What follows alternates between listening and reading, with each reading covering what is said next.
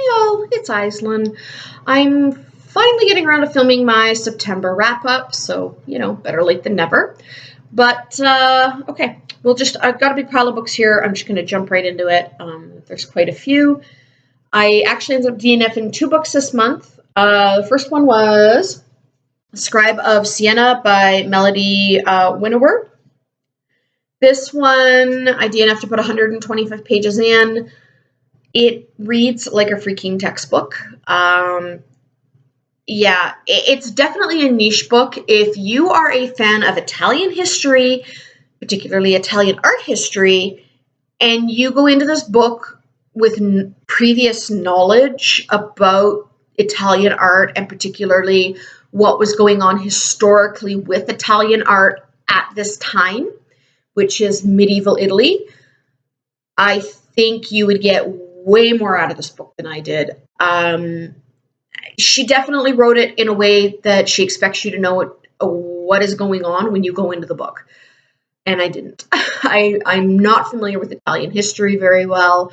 I'm not particularly art history. I know little bits and pieces, but not enough to understand what was going on with this book, or to even really enjoy it. So yeah, that is going to go on the bags to the library. The other one going in my bag to the library will be The Darkest Minds by Alexandra Bracken. I went into this with high hopes because I'd heard so much good things about it. It was a recommended read at my bookstore. And I was like, what? And I know there was a movie, I believe. And so, yeah, I picked it up when it was on sale. And I read 150 pages, and I couldn't even tell you what happened. It's that boring. It is. The characters are not engaging with the reader or the world around them. The world is so disconnected from itself. I don't really know what I can say about it other than that I didn't like it. It was 150 pages of angsty teenage road trip. Nothing happened, and the characters weren't even entertaining enough to keep the story going. So I know there's others in the series. I know many people like this series. It is not for me. I will not be continuing it. And this one is going to go to my library so that somebody else can maybe get some enjoyment out of it. Most of my books, unless I think I'm going to reread them, go to my library if I think someone else can get enjoyment out of them. Particularly my DNF books. I don't hang on to any of those. Okay, I picked up and finished The Name of the Wind by Patrick Rothfuss. I do have the second one in this, which is Wise Man's Fear. I will read it at some point, but I did complete this one. I was surprised for how big of a book it is, how quickly it read. And I mean, it's small print. I don't know if the camera will pick it up, but I mean, look how small that print is. This is a hefty book. But anyway, I really enjoyed this one. It's a very simplistic plot, at least so far. Maybe the rest of the story, it will get a little bit more, intricate? But this is definitely a character-driven book. And I did not find a character I did not like. From the main character to the side characters to the one-hit characters that were on for a few pages and then were gone. So yeah, I'm really kind of happy with this one. So I will be reading the second one probably fairly shortly. And okay, let's getting down the pile. Next one is Gail Carriger, her book Soulless. This is a paranormal romance kind of mystery. It's a pretty simplistic plot, again, but the characters highly entertaining, a very character-driven book. It's got somewhat poetic writing. It's set in an alternate reality Victorian London. Main character is a soulless, so basically she is not human, but she's not paranormal either. She's kind of something in between. And I really enjoyed it. I laughed a lot. The amount of sarcasm in this book and the relationships with the characters is beyond funny. So if you're looking for a good wind down book that, and you like paranormal romance, this is the book for you. It was highly, highly, highly entertaining. Alrighty, moving on to Alana K. Arnold's Damsel. I am so surprised this is marketed as a YA. The content in this book, particularly the sexual content, both explicit and insinuated, is a lot. It is very, very dark. It borderlines dark erotica. So yeah, go into this, if you pick this up, expecting an extremely dark story. There's no redeeming qualities with this whatsoever. Not that the book is trash. Like, it's not non-redeemable because of that. The story is very good. It's just the characters are all on like the, and not even the chaotic evil, like the flat out evil end of the spectrum if you role play. Like, even the main character, the main female that the story follows, you get to the end and you're like, wow, that went even darker than I thought it could ever possibly go. So yeah, I enjoyed it. I do wish there had been a little bit more, like maybe an epilogue, just to, maybe touch on a little bit of what happened in the aftermath of the events of the book, because it ends kind of in a spot where you're like, what, that's it?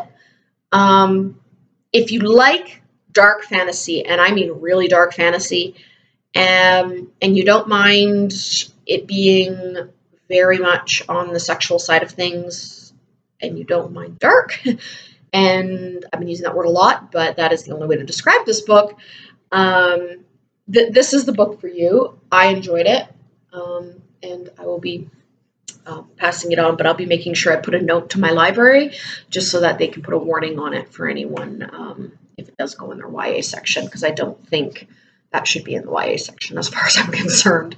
I know it's marketed that way, but I don't think so. Okay. Royal Bastards by Andrew Schwartz. I believe that's how you pronounce that last name. I really enjoyed this one. Again, highly character-driven. I really enjoy character-driven books, so that's what I tend to gravitate toward. The plot is a little bit more intricate than some of the other ones I read this month. There's a couple twists and turns within it. It ends in a really good way. I know there's others in this series. I am still on the fence if I'm going to pick them up or not, because I am happy with where this ended. I'm thinking if I was to continue on with it, I probably would not like it so much. I get the feeling I'd probably be let down. I did look on Goodreads to see where the story goes from here, just in the summaries, and it's not really that appealing. If I'm in a proper mood, maybe I will, but this follows a band of kids that are bastards, illegitimate children to their parents, who one's a daughter of a king, the other is the son of a lady, a knight, I believe, is in here, and then a chieftain's son, if I'm remembering all the parents correctly. And they witness something that they shouldn't, and so they get death marks put on their head, and this is the romp of them trying to get to safety. It was an entertaining read. It's a very short book. It was a very quick read. I think I read it in the morning. I recommend it. It's pretty good. And then I touched on probably my first thriller for the year. Thrillers and I are very hit and miss. Sometimes I like them, most times I don't. But I've been wanting to get more into them. Friend recommended Ruth Ware to me. This happened to be the one on sale at my bookstore, so I picked it up. This was good. It was atmospheric. It had twists and turns like as quickly as you could turn the page, something could happen and you're like, whoa, wait, what? I'm sure there are people that read thrillers regularly that could have said everything there is to say about Ruth Ware and her writing. I understand she's quite well known in the thriller world. But I, for one, really enjoyed this. I'm definitely going to look for some of her other books. And second to last, another one I am surprised is marketed as YA, given the content of it. and that is Not Even Bones by Rebecca Schaeffer. This one is for a completely different reason than Damsel, why I'm surprised it's marketed as YA. The amount of violence and explicit gore in here. I mean, well, I guess you should know that going in when the main character dissects bodies for a living, for black market use. But still, it was pretty tricky. And if you are like me and you're not the biggest fan of gore, you might want to either skip those parts or skip the book altogether. For what I did read, though, for the parts that I didn't skip because I was like, this is too graphic, was highly entertaining. The characters were good, and the plot was pretty good too.